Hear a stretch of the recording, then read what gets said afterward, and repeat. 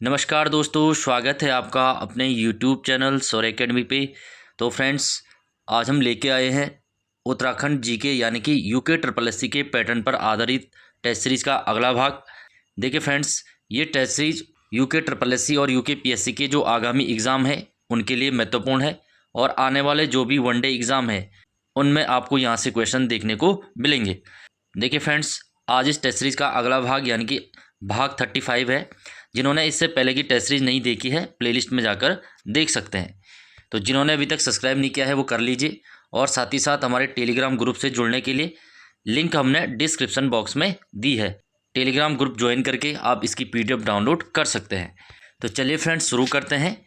आज का first question है, सर्वाधिक वन प्रतिशत किस नदी बेसिन में पाया जाता है? यानी कि उत्तराखंड की वो कौन सी नदी घाटी है जिसमें सर्वाधिक वन देखने को मिलते हैं? प्रतिशत में सबसे ज़्यादा वन किस नदी घाटी में है? देखिए फ्रेंड्स, अगर नदियों की बात करें तो उत्तराखंड में जो टोंस नदी बेसिन है उसका वन क्षेत्रफल सर्वाधिक है।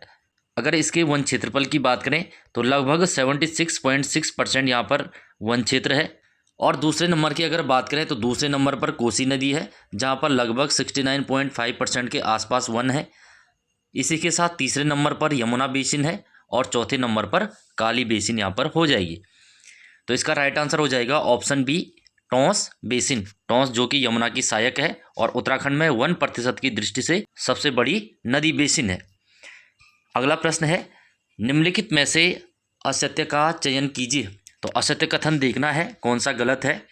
तो इसमें पहला है, जिम कॉर्बेट का क्षेत्रफल 520.82 वर्ग किलोमीटर है। यानी कि जो जिम कॉर्बेट नेशनल पार्क है इसके क्षेत्रफल की बात हो रही है। तो पहला बिल्कुल सही है। दूसरा है, पूर्व में इसका नाम रामगंगा नेशनल पार्क था। ये बात भी सही है। जब देश आज़ाद हुआ इसका नाम रामगंगा नेशनल पार्क किया गया था। अगला है, 1958 में इसे जिम कॉर्बेट नाम दिया गया। तो ये गलत हो जाएगा। जिम कॉर्बेट नाम दिया जाता है 1957 के अंदर। जो जिम कॉर्बेट थे एक प्रकृति प्रेमी थे, नैनीताल के कालाडूंगी में इनका निवास था और 1955 में इनकी मृत्यु केन्या यानी कि नौरोबी के अंदर होती है। और 1957 में जो रामगंगा नेशनल पार्क है उसका नाम किया जाता है जिम कॉर्बेट। अगला है, इसकी स्थापना 1936 में हुई। ये भी बिल्कुल सही है। अगर बात करें कि इसकी स्थापना 1936 में किस नाम से हुई है तो हैली नेशनल पार्क। तो गवर्नर हैली के नाम पर है हैली नेशनल पार्क। बाद में इसका नाम रामगंगा और अंत में जिम कॉर्बेट। यानी कि इसका आंसर हो जाएगा ऑप्शन सी, 1958 गलत हो जाएगा। अगला प्रश्न है, त्रिवेणिक धर्म निर्णय नामक पुस्तक किस पर आधारित थी? देखिए फ्रेंड, अगर त्रिवेणिक धर्म निर्णय की बात करें तो ये पुस्तक राजा रुद्रचंद द्वारा लिखी गई थी। चंद्रवंश के शासक हुए हैं रुद्रचंद। इनके द्वारा 4 ग्रंथों की यहाँ पर रचना की गई, जिसमें से एक ग्रंथ था त्रिवेणिक धर्म निर्णय। देखिए फ्रेंड्स, ये पुस्तक इन्होंने यहाँ पर सामाजिक व्यवस्था बनाए रखने के लिए अपने नियम इसमें लिखे थे। तो ऑप्शन सी राइट आंसर हो जाएगा, सामाजिक व्यवस्था। इसके अलावा इनकी 3 पुस्तकें और थी। एक तो थी सैनिक शास्त्र, उषा रुद्र गोदया, और तीसरी थी ययाति चरितम, और चौथी त्रिवेणिक धर्म निर्णय थी। और चारों पुस्तकें ये रुद्रचंद द्वारा संस्कृत भाषा में लिखी गई थी। अगला प्रश्न है, विवेकानंद पर्वतीय कृषि अनुसंधानशाला स्थापित है। देखिए फ्रेंड, विवेकानंद पर्वतीय कृषि अनुसंधानशाला की बात करें तो इसकी स्थापना होती है 1924 के अंदर कलकत्ता में। कहाँ पर? तो कलकत्ता में हुई थी 1924 में। बाद में इसे 1936 के अंदर कलकत्ता से उठाकर उत्तराखंड के अल्मोड़ा ज़िले में शिफ्ट किया जाता है। तो यानी कि ऑप्शन डी हमारा राइट आंसर हो जाएगा। अगला प्रश्न है, वर्ष 2011 के संदर्भ में राज्य की जनसंख्या देश की जनसंख्या के संदर्भ में कितना प्रतिशत है? यानी कि जो उत्तराखंड राज्य की जनसंख्या है वो भारत की जनसंख्या का कितना प्रतिशत है? प्रश्न कहने का अर्थ यही है। तो भारत की जनसंख्या का उत्तराखंड की जनसंख्या कितना प्रतिशत है? तो 0.83% है। यानी कि ऑप्शन बी हमारा सही उत्तर हो जाएगा। अगर क्षेत्रफल की बात करें कि उत्तराखंड का क्षेत्रफल भारत के क्षेत्रफल का कितना प्रतिशत है, तब हमारा आंसर ए हो जाएगा कि उत्तराखंड का क्षेत्रफल भारत के क्षेत्रफल का 1.69% है। अगला प्रश्न है, किस संशोधन के तहत मुख्यमंत्री सहित मंत्रिपरिषद का आकार राज्य की विधानसभा की कुल सदस्य संख्या का 15% से अधिक नहीं होगा? देखिए फ्रेंड, इस क्वेश्चन को कहने का अर्थ है कि जो विधानसभा के अंदर या फिर मुख्यमंत्री के साथ मंत्री होते हैं तो उन मंत्रियों की संख्या तो विधानसभा के सदस्यों का 15% से अधिक नहीं होनी चाहिए। तो ये किस संविधान संशोधन के तहत प्रावधान किया गया? तो इसका राइट आंसर हो जाएगा ऑप्शन ए, 91वें संविधान संशोधन 2003 के तहत। ये भी आपको याद रखना है कि मंत्रिमंडल का आकार कुल विधानसभा या फिर लोकसभा की बात करें तो कुल लोकसभा का कितना प्रतिशत होना चाहिए? तो 15% होना चाहिए, चाहे तब लोकसभा में हो या फिर विधानसभा के अंदर हो। दोनों परिस्थिति में जो मंत्रिमंडल है या फिर कैबिनेट मंत्री हैं वो 15% ही होने चाहिए। अगला प्रश्न है, किस पर्वत श्रेणी को उत्तराखंड की हृदय स्थल कहा जाता है? यानी कि हिमालय की वो कौन सी श्रेणी है जिसको उत्तराखंड का हृदय स्थल कहा जाता है? यानी कि सबसे अधिक मात्रा में वहाँ पर कृषि की जाती है या खेती की जाती है, खनिज प्राप्त होते हैं, हर चीज़ के मामले में वो आगे है। तो हिमालय की जो 3 श्रेणियाँ हैं, सबसे ऊपर तो बृहद हिमालय है, उसके बाद मध्य हिमालय है और उसके बाद शिवालिक श्रेणी है। तो शिवालिक श्रेणी में सबसे अधिक कृषि की जाती है, तो हमारा आंसर हो जाएगा ऑप्शन सी, शिवालिक श्रेणी। जबकि मध्य हिमालय श्रेणी में पर्यटक स्थल है और जो बृहद हिमालय है तो वह क्षेत्र बर्फ से ढका रहता है। तो हमारा आंसर हो जाएगा ऑप्शन सी, शिवालिक हिमालय। अगला प्रश्न है, राष्ट्रीय गंगा नदी बेसिन प्राधिकरण की स्थापना कब की गई? देखिए फ्रेंड, अगर बात करें राष्ट्रीय गंगा नदी प्राधिकरण तो ये गंगा नदी से संबंधित है, गंगा नदी को स्वच्छ रखने से संबंधित है, यानी कि ऑप्शन सी हमारा राइट आंसर हो जाएगा 2009। यदि गंगा नदी को राष्ट्रीय नदी घोषित करने की बात करें तो 4 नवंबर 2008 को गंगा नदी को राष्ट्रीय नदी घोषित किया गया, ये पॉइंट भी आपको याद रखना है। और जून 1985 में गंगा एक्शन प्लान की शुरुआत की गई थी। गंगा एक्शन प्लान कब का है? तो जून 1985 का है, 14 जून का है। तो ये पॉइंट भी आपको याद रखना है। गंगा एक्शन प्लान तो 1985 और राष्ट्रीय गंगा नदी प्राधिकरण तो 2009 का हमारा हो जाएगा। अगला प्रश्न है, मॉर्फोलॉजी ऑफ कुड़िंद कॉइन्स पुस्तक के लेखक कौन है? तो मॉर्फोलॉजी ऑफ कुड़िंद कॉइन्स यानी कि कुड़िंदों के जो सिक्के हैं, इसमें उनका उल्लेख किया गया है। तो इस पुस्तक के रचनाकार की अगर बात करें तो ये डॉक्टर माहेश्वर प्रसाद जोशी द्वारा लिखी गई है। तो ऑप्शन सी, तो MP जोशी हमारा सही उत्तर हो जाएगा। देखिए फ्रेंड, अगर शिव प्रसाद डबराल की बात करें तो इनकी एक पुस्तक है उत्तराखंड का इतिहास 12 भागों में। उत्तराखंड का इतिहास 12 भागों में। यशोधर मटपाल की बात करें तो इनकी एक बुक है कुमाऊं की चित्रकला। तो कुमाऊं की चित्रकला यशोधर मटपाल की है। और यशवंत कटोच की बुक है उत्तराखंड का नवीनतम इतिहास। तो ये भी आपको याद रखने हैं, उत्तराखंड का नवीनतम इतिहास। तो इसका राइट आंसर हो जाएगा ऑप्शन सी, MP जोशी। अगला प्रश्न है, साकरिया देवता की पूजा किस जनजाति द्वारा की जाती है? देखिए फ्रेंड, जो साकरिया देवता हैं इनके पूजा के बारे में बात हो रही है। जो जनजातियों के देवी देवता हैं उनके बारे में हमेशा एग्जाम में क्वेश्चन बनते रहते हैं। तो साकरिया देवता की पूजा की अगर बात करें तो ये बोक्सा जनजाति के देवता हैं, यानी कि ऑप्शन ए हमारा सही उत्तर हो जाएगा। बोक्सा जनजाति की सबसे बड़ी देवी की अगर बात करें तो इनकी जो सबसे बड़ी देवी है ग्राम खेड़ी देवी है। ग्राम खेड़ी ये भी बोक्सा जनजाति से संबंधित है। राजी जनजाति के देवता की बात करें तो बागनाथ इनका प्रमुख देवता है, बागनाथ। भोटिया जनजाति में भूम्याल देवता की पूजा होती है, भूम्याल देवता। और थारो में बात करें तो भूमिया देवता की पूजा होती है, भूमिया, जिसको बड़ा बाबा कहते हैं, वो थारो जनजाति में होती है। अगला प्रश्न है, निम्न में से कौन सा असुमेलित है? यानी कि गलत हमको छांटना है, कौन सा गलत है। पहला है गोविंद वन्यजीव विहार जो कि उत्तरकाशी में है, 1955 में इसकी स्थापना होती है, पहला बिल्कुल सही है। दूसरा है केदारनाथ वन्यजीव विहार 1972, ये रुद्रप्रयाग और चमोली के मध्य है, दूसरा भी सही है। तीसरा है नंदौर वन्यजीव विहार 2015, तो ये नैनीताल में है और इसकी स्थापना होती है 2012 के अंदर। और लास्ट है बिनसर वन्यजीव विहार जो कि अल्मोड़ा में है और 1988 में इसकी स्थापना यहाँ पर होती है। तो ऑप्शन सी हमारा सही उत्तर हो जाएगा। नंदौर वन्यजीव विहार की स्थापना होती है 2012 के अंदर और नैनीताल में स्थित है। अगला प्रश्न है, कौन से गीत में धर्म, अर्थ, काम और मोक्ष की भावना विदित रहती है? तो कौन सा गीत है जिसमें धर्म, अर्थ, काम और मोक्ष की भावना होती है? तो ऑप्शन बी हमारा सही उत्तर हो जाएगा, चौफला गीत।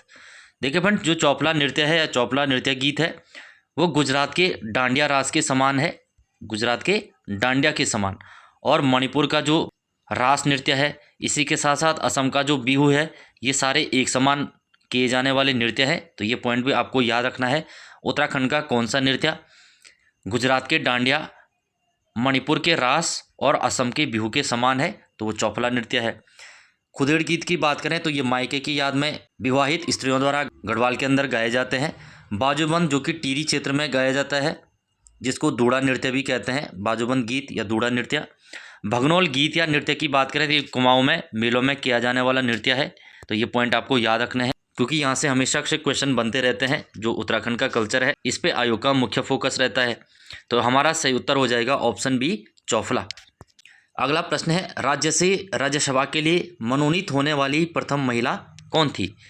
देखिए फ्रेंड, राज्यसभा की अगर बात करें तो उत्तराखंड में राज्यसभा की 3 सीटें हैं, यानी कि प्रत्येक राज्यसभा में उत्तराखंड के 3 व्यक्ति यहाँ पर चुनाव जीत कर जाते हैं या निर्वाचित होकर जाते हैं। और यहाँ पर बात हो रही है मनोनीत यानी कि जब राष्ट्रपति अपनी इच्छानुसार किसी भी व्यक्ति को राज्यसभा सदस्य घोषित करता है तो उसी को मनोनीत कहते हैं। मनोनीत की अगर बात करें तो ऑप्शन बी, चंद्रावती लखनपाल हमारा सही उत्तर हो जाएगा, चंद्रावती लखनपाल। देखिए फ्रेंड, इसी के साथ साथ अगर राज्यसभा के लिए चुनी जाने वाली पहली महिला की बात करें तो वो मनोरमा शर्मा थी, और मनोनीत की बात करें तो वो चंद्रावती लखनपाल थी। और जो दूसरी महिला है वो कल्पना सैनी है, जो वर्तमान में उत्तराखंड की ओर से राज्यसभा सदस्य है, ये भी आपको याद रखना है। और उत्तराखंड से लोकसभा के लिए चुनी गई पहली महिला कौन थी, तो वो कमलेंदुमती शाह जी थी। जब टिहरी का भारत में विलय होता है तो इनको लोकसभा के लिए चुना जाता है।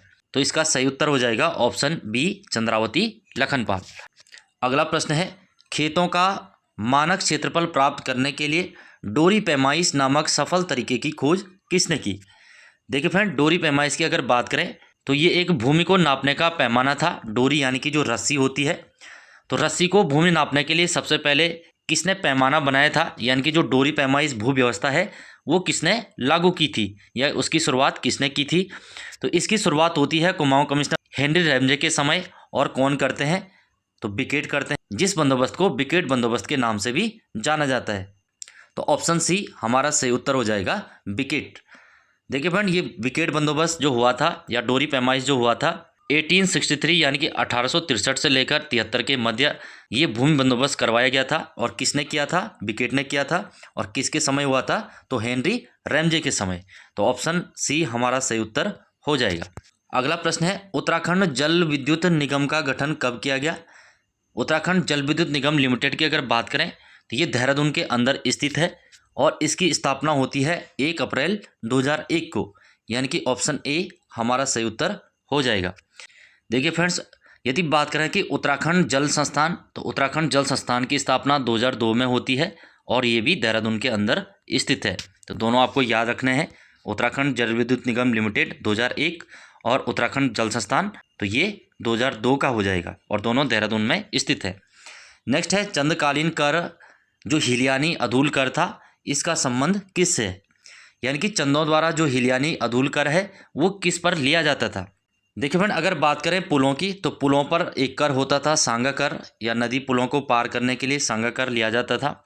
बुनकरों पर सिरती कर लगवाया गया था, जो भोटिया बुनकर होते थे, तो ये एक कपड़ा कर था, या फिर बुनकरों पर लगाया गया नगद कर था, सिरती। और घराटों की बात करें तो घराटों पर लगाया गया एक टैक्स था, भाग, एक हिस्सा देना पड़ता था। और जो हिलियानी अधूल कर था, तो हिलियानी अधूल कर सड़कों की मरम्मत के लिए लगाया गया था। तो ऑप्शन सी हमारा सही उत्तर हो जाएगा। अगला प्रश्न है, मुगल सेनापति शाइस्ता खां के साथ दक्षिण भारत अभियान में कौन सा चंद राजा गया था। देखिए फ्रेंड्स, यदि बात करें मुगल सेनापति शाइस्ता खां, तो शाइस्ता खां औरंगजेब का एक सेनापति हुआ है। औरंगजेब द्वारा सन 1760 के अंदर इसको दक्कन का गवर्नर बनाया जाता है। दक्कन यानी कि जो महाराष्ट्र वाला क्षेत्र है। देखिए फ्रेंड, इसको बनाने का एक उद्देश्य था कि शिवाजी के साथ युद्ध लड़ना। तो शाइस्ता खां को शिवाजी के साथ युद्ध लड़ने के लिए औरंगजेब ने भेजा है सन 1763 के अंदर, जिसमें इनके साथ एक चंद राजा भी शामिल था। तो वो चंद राजा था ऑप्शन सी, बाज बहादुर चंद। तो ऑप्शन सी हमारा सही उत्तर हो जाएगा। औरंगजेब का समकालीन शासक है बाज बहादुर चंद, ये भी आपको याद रखना है। और बाज बहादुर चंद को बहादुर की उपाधि किसने दी, तो वो औरंगजेब के पिता शाहजहां ने दी है, ये भी आपको याद रखना है। बाज बहादुर चंद को बहादुर की उपाधि तो शाहजहां ने दी थी। अगला प्रश्न है, उत्तराखंड सरकार की नई पर्यटन नीति को कब मंजूरी दी गई। तो उत्तराखंड सरकार द्वारा नई पर्यटन नीति की यहाँ पर घोषणा की गई थी। तो ये घोषणा कब की गई? तो 17 मार्च 2023 को। देखिए फ्रेंड, अगर पर्यटन दिवस की बात करें तो विश्व पर्यटन दिवस 27 सितंबर को मनाया जाता है, वर्ल्ड टूरिज्म डे। और उत्तराखंड की जो पहली पर्यटन नीति थी वो कब की है? तो 2001 में जारी की गई थी। और जो दूसरी पर्यटन नीति है तो वो 2018 में जारी की गई थी। और तीसरी जो पर्यटन नीति है यानी कि नई वाली जो पर्यटन नीति है तो 17 मार्च 2023 को जारी की गई। ये इंपॉर्टेंट क्वेश्चन है क्योंकि जो उत्तराखंड की अर्थव्यवस्था का मुख्य स्रोत है उसमें से पर्यटन एक है, तो इसीलिए ये क्वेश्चन एग्जाम में बनता है। अगला प्रश्न है कौन सा सुमेलित नहीं है? तो सुमेलित देखना है कौन सा नहीं है। पहला है इसमें जनकताल, तो उत्तरकाशी, पहला बिल्कुल सही है। दूसरा है रानीताल अल्मोड़ा, ये भी सही है, रानीखेत के अंदर है। तीसरा है परिताल, तो पिथौरागढ़, ये भी सही है। चौथा है द्रौपदी ताल उत्तरकाशी, तो ये गलत हो जाएगा। द्रौपदी ताल की अगर बात करें तो द्रौपदी ताल टिहरी गढ़वाल के अंतर्गत है, तो इसका सही उत्तर हो जाएगा द्रौपदी ताल टिहरी। तो यानी कि आंसर हो जाएगा हमारा ऑप्शन डी, द्रौपदी ताल उत्तरकाशी। अगला प्रश्न है राज्य में स्थित इनमें से किस हवाई अड्डे को हिमालय का प्रवेश द्वार भी कहते हैं? तो हिमालय के प्रवेश द्वार की बात हो रही है, यानी कि उत्तराखंड में एंट्री करने का जो द्वार है उसकी यहाँ पर बात हो रही है। तो हिमालय का प्रवेश द्वार की बात करें तो देहरादून जौलीग्रांट जो हवाई अड्डा है उसी को कहते हैं। और उसका जो नया नाम है अटल बिहारी वाजपेयी जी के नाम पर रखा गया है, तो ऑप्शन डी हमारा सही उत्तर हो जाएगा, अटल बिहारी वाजपेयी हवाई अड्डा देहरादून। देखिए फ्रेंड, नैनी सैनी की बात करें तो नैनी सैनी हवाई अड्डा पिथौरागढ़ के अंदर है, ये भी आपको याद रखना है। गौचर चमोली में है और चिन्यालीसौड़ उत्तरकाशी के अंदर है। फूलबाग पंतनगर में है, पंतनगर उधम सिंह नगर में स्थित है। तो राज्य में 5 हवाई पट्टियां हैं, तो ये आपको याद रखना है। सबसे छोटी कौन सी है? तो चिन्यालीसौड़ है। और सबसे बड़ी कौन सी है? तो देहरादून के अंदर है। तो फ्रेंड्स, ये थे इस टेस्ट सीरीज के क्वेश्चन। जिन्होंने अभी तक सब्सक्राइब नहीं किया है वो कर लीजिए, और साथ ही साथ हमारे टेलीग्राम ग्रुप से जुड़ने के लिए लिंक हमने डिस्क्रिप्शन बॉक्स में दिया है, वहाँ से आप इसकी PDF डाउनलोड कर सकते हैं। थैंक यू फॉर वॉचिंग, मिलते हैं अगली क्लास में।